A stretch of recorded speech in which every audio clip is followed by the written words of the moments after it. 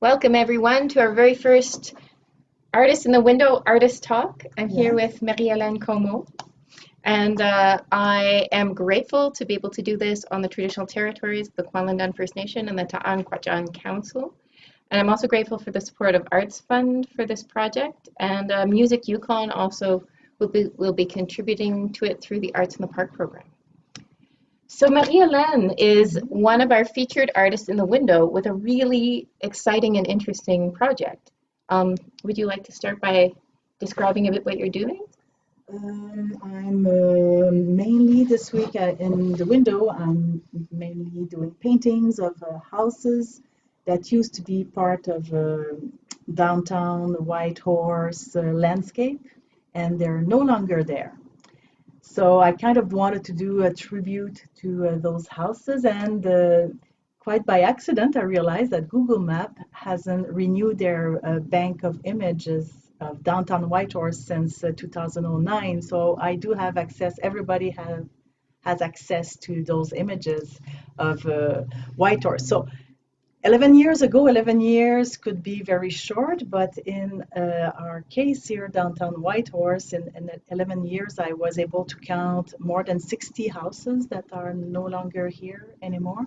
So that was my inspiration for this project. The theme of houses, I surfed on it and explored it for a while now. I guess when you come to the Yukon, you have those dreams or settle down, like to have your own place, your own little house. In French, we say cabane, ma cabane au Canada. So I've been exploring that theme. It's kind of the nucleus of when we get here in the Yukon. So yeah, I just wanted to show you a few paintings like that. Well, housing is hard to find when you get here in the Yukon. It Like people is. think, oh, it'll be easy just to find some place and build a cabin, but it's not that easy. It's housing is expensive. A lot of people house sit for a long time because back when people used to travel, people would be gone for quite a long time, and so Yeah, they needed someone to look after the cat and the dog and the house plants. I yeah, don't know, yeah. did you house sit? Oh yeah. So even though we live in that beautiful landscaping, large, very so it could be a challenge to find a place where Mm. to live. So I just wanted to show I've been exploring that theme over the years, and now I'm doing it specifically with houses that used to be downtown Whitehorse. And so, how are you? I think it's really cool the way you're trying to draw stories out of the visitors that come see you here in the window. Can you tell me a bit about how you're set up to do that? Okay, so with COVID, I had to find a way to practice social distancing, but I'm I probably wanted sitting too close to you. and I wanted to be able to have people to come here and share their stories. So the last few weeks, I took photos of like screen capture Hmm. of those houses that are no longer here, and I printed it and I created a scrapbook with those houses so people Do a can little yeah, shot so people can see the. yeah. So those are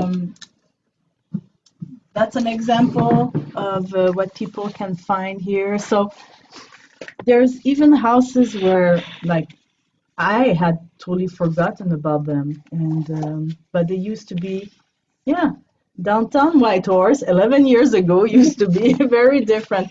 So it's very interesting, and sometimes I get people to they look at it and they tell me, oh yeah, I used to live there, and there's other people who show up and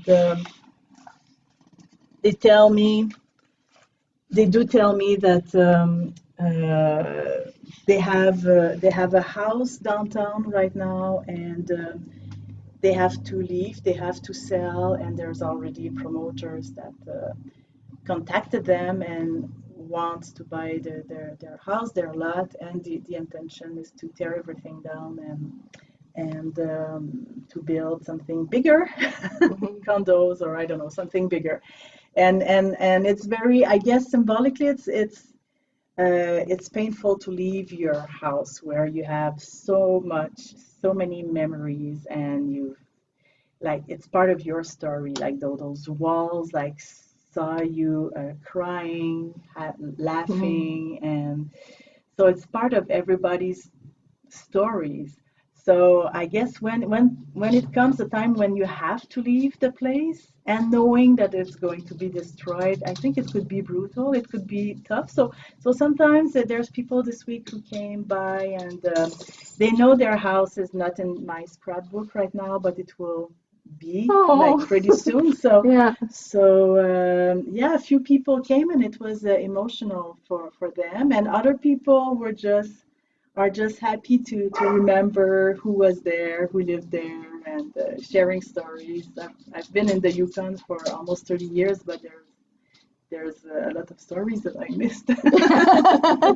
Well, one of the things I love is that it may be hard for people to see with the sun behind, but the way you've taken pictures of these houses and you've hung them on string in the windows, and you said it was to make it look like a real estate office. Yeah, a real estate office with Yeah. houses for sale, but they don't exist anymore.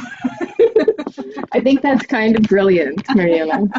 And so, And the goal for that, yeah, the goal was in last April.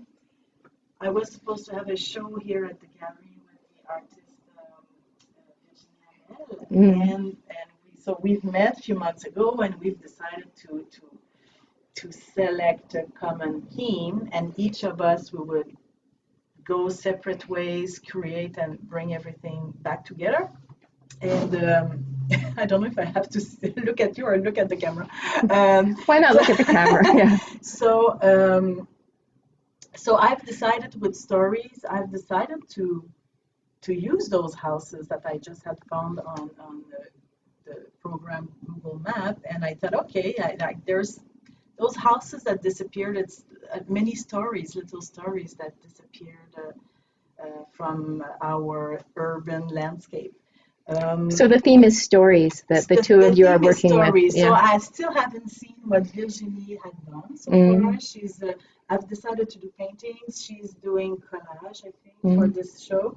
So I started to paint, like to make paintings of those houses, like to be inspired by those houses. So I just wanted to make sure, like, how could I portray the fact that they're no longer here, they're not there, but they used to be there. It's solid. So I kind of mix like solid and fluidity.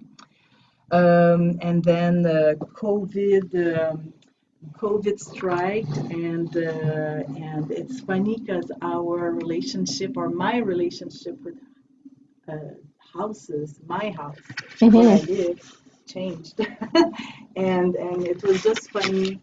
I since then I created other paintings that I decided to include them in the show that will, like, it got canceled in April, but it will happen in November, and I will be able to combine both, like the pre-COVID, that's pre-COVID, and after COVID it's something else. Like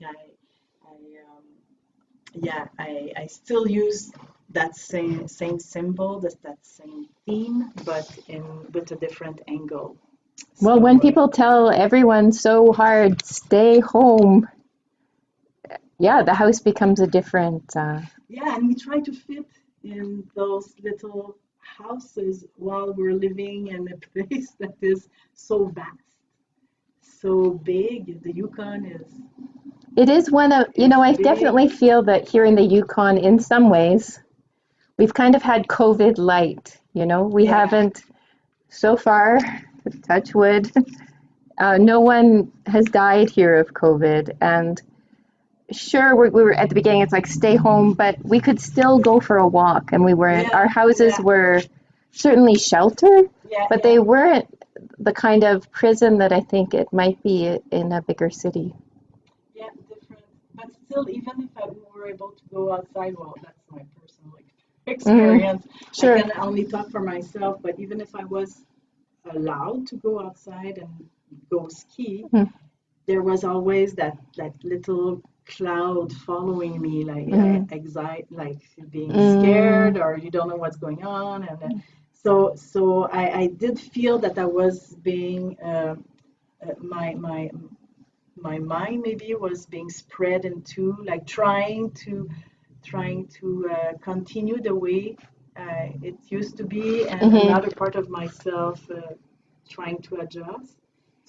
So I don't know if I succeeded, but those new paintings I don't have any with me. But I try to talk about that, like how can our big bodies fit into those little houses, and how can we cope with who we were, who we are now, in that vast landscape. So so it's interesting. Like it just happened by accident, like that I was working on that theme, and it fit with the new reality. Yes. So this week, but yeah, this week at the gallery here, I decided to continue the pre-COVID version of that art project. And just because during COVID, during confinement, there's 4 or 5 more houses that got torn down downtown Whitehorse. So I thought, okay, I have to make room for them. I have to leave them in the project. Cool. You know, I'm remembering a previous conversation with you, Marie-Helene, where you were talking about, because you have recently completed your PhD from UQAM in Montreal, and I remember you talking about going back and forth between Montreal and Whitehorse, and how going back to Montreal kind of felt like fitting a foot that had spent all summer in like a Birkenstock where it could spread out back into a town style shoe, that there was a way. And so when you're talking about fitting people into the small houses, that image is returning to me. That I don't know exactly where that would go. So I'm really looking forward to seeing this show in November. Hopefully it will happen. Yes. As well as we can plan right now. Yeah, and I'm excited to see what Virginie has done too, because we were still creating during the shift in March. So the same thing happened with her. Like of course, it affected everybody. Everybody who creates and is doing art. Like we're not disconnected from ourselves when we're creating something. So of course that will be interesting. We are still trying to figure out how we will set up the gallery. If visually there will be, it will be, I don't know, easier to see that, oh, okay, there was a pre-COVID and after COVID for that project that happened during the So COVID. whether that shift is reflected in the installation. Yeah. So maybe we'll paint a black wall and install everything that we've done before. So we don't know. We're still exploring. We have time, and hopefully we'll find a way to be able to show it to the people. Yes. Well, and in the meantime, thank you so much for sharing and showing the making of it here in the window. It is July 2nd in the evening here in the Yukon. If you're coming in from somewhere else, this is the time when like it's really, really bright here, which is delicious and exhausting and fantastic. And so we don't. So here's a little taste of sunlight for you in case you're listening to this like in the depths of winter, because we're recording this and we'll post it. But if you're checking out this video sooner, on July 3rd, Marie-Helene is still in the window, and you can see her work in the window up until Sunday or Monday kind of thing. Yeah, and if you have stories to share of different places that you do remember seeing in downtown Whitehorse, you're more than welcome to come and see me and share those stories. Like I said, there's more than 60 houses that and it wasn't it wasn't a research. I didn't do it like systematically, like just going downtown and looking around. Yeah, looking around. And I guess you're doing a draw that people will be able to win one of your lovely watercolor cards tomorrow. So if you're listening to this on, I wonder if I'll actually get it posted on Thursday night. I'll try. But if you're listening to this maybe on Friday, come down and check out Virginie's work. Maybe get your name in for the draw. And Virginie, sorry, Marie-Helene, holy. And next week I'll be here talking with Leslie Leong. And this is the first of 10 artist talks, so hopefully you can check out some of them. We didn't have anyone actually register, but you can register. Maybe I'll turn this around now. You can register for these artist talks. And we'll send you the Zoom link 5 minutes before. It only costs a question for the artist. Yeah. And we'll be making Facebook events to try and get the word out a little bit better.